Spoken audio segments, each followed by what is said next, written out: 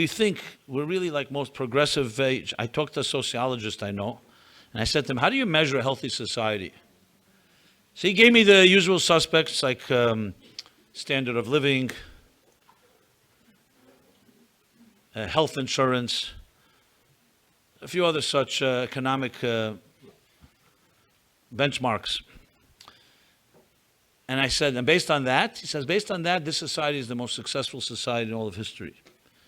And of course, my point was, and he said to me, so how would you measure it? So I said, the Torah measures a society by one thing, the integrity and the health of a home, family, children. And he began to, like he said, well, based on that, I think this may be the worst society ever.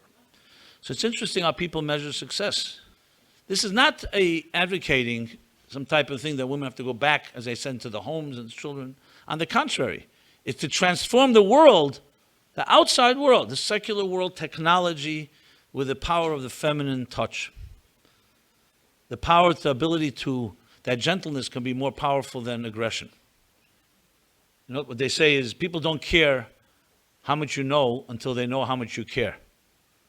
So you can have a person loud, an excellent orator, brilliant, but if they don't care, you're not interested in what the person has to say.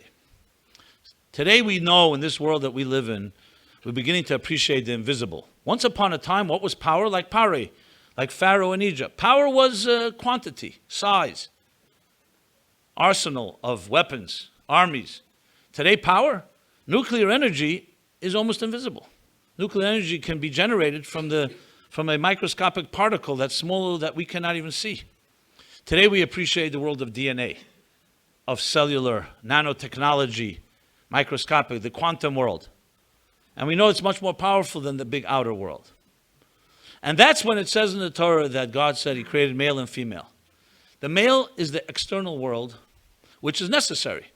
It's the world that we experience on an expressive level. But beneath the surface lies enormous amount of feminine energy.